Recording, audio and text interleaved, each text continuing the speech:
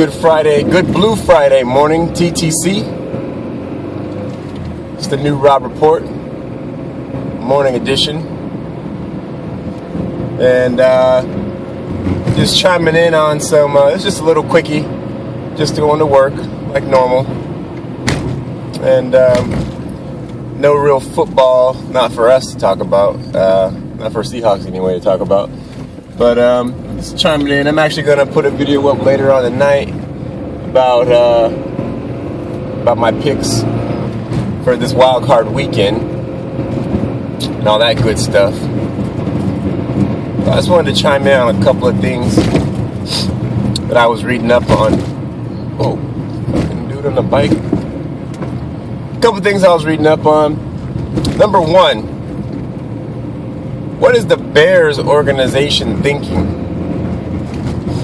Signing Jay Cutler to a 7-year contract for whatever that money was. I don't know what it was. It ended up being like something like 18 something a year or 17 something a year or something like that. That's outrageous. That's worse. I think it could get worse than Dallas signing Romo to that 6-year contract for, I think they gave him like 108 over 6 years. They given Jay Cutler, I think it was 120, I don't know, I think it was 123, I don't know how much it was. It was 118, I don't know. But over 7 years for Jay Cutler. Jay Cutler's been on the brink of being, you know, he's been in the conversation of being replaced and benched almost his entire time in Chicago, and he doesn't stay healthy all too often. I don't see how you. I mean, it's one thing for giving a guy the vote of confidence, but that doesn't make sense to me. That's a bad move for the organization. I don't think Jay Cutler is the man that's going to get him there. The only thing that I can, especially when you got guys behind him who can play just as good and probably be cheaper. So yeah, they could have spent that money on getting that defense shored up, because that defense at one time was top notch. And now the Chicago Bears defense is, I mean, the Bears had the worst run defense in the league this year. So I would have, I don't know, I would have went about that one differently. Cutler is not the one I'm going to entrust with my franchise as far as, you know, getting us to a Super Bowl and all that good stuff. But hey, whatever. Go ahead, Cutler. And he's got 54 guaranteed, 54 million guaranteed. Man, that's crazy. But hey, big ups to Jay Cutler for getting that money. At the very least, getting $54 million. That's that, though. Other thing is man, I was on NFL.com, and they're talking about restructuring the playoffs. This reseeding, you know, excuse me. Restructuring the playoff seating and all that good stuff. And that's one I have a problem with. There's the thing about it is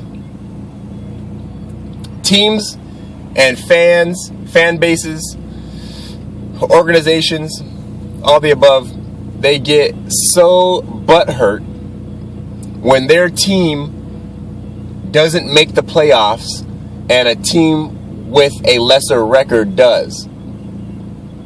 Case in point, case in point this year, Arizona didn't make the playoffs. They won 11 games. They had a great season.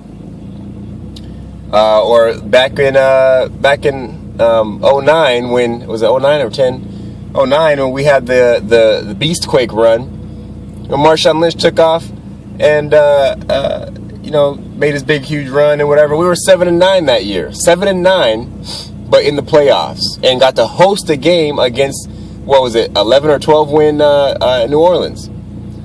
So the fact that the teams who have lesser records are getting to host playoff games, and the fact that teams with better records are not getting in the playoffs is rubbing people the wrong way. And I can understand it. Some people would rather it be, non-divided. There'd be no more divisions, and the top 6 teams, based on record and or tiebreak, would get in the playoffs. And I get that. I get the logic in that. Top 6 teams make it. It makes perfect sense. But it gives you no incentive to win your division. The way it is structured now is, hey, we have 2 sides, and our 2 sides are divided into 4 individual groups. And your first goal is to be the best out of your individual group. And you get a prize for that.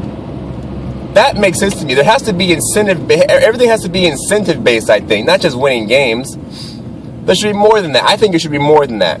You should get a prize for being in a group. They break it down into groups. And if you're the best in your group, you get a treat. You get a prize, and that prize is a trip to the dance.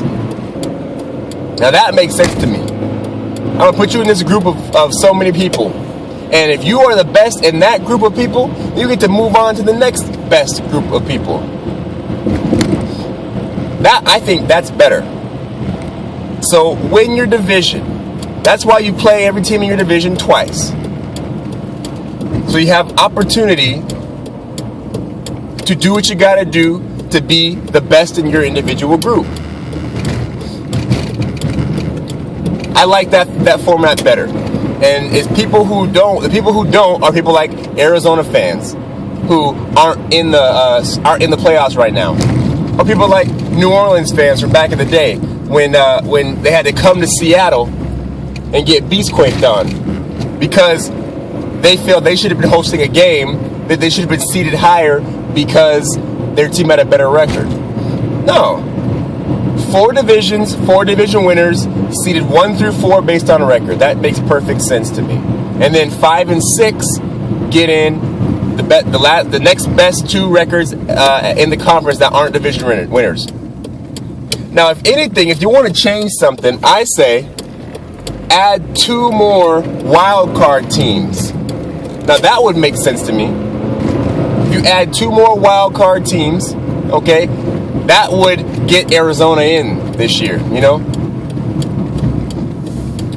Add 2 more wildcard teams so these crybaby fans of these 10-win non-playoff teams can stop boo-hooing and crying about it, right? Add 2 more, add another week of football, and then that would solve the problem. But don't restructure the playoffs. Don't restructure the seeding based on record alone. That's not the way to do it. It's got to be incentive based. The incentive, you got to have incentive for winning your division. Otherwise, there should just be no division. Well, I guess there just be no division, period. Because if there's no incentive to win your division, then a division championship don't mean shit. So if they're gonna do that, take away the seeding, or change the seeding to record based, then yeah, you might as well just get rid of divisions altogether. And that's not cool either. Anyway, that's all I got. Gotta go to work. Fuck the 49ers. Go Hawks.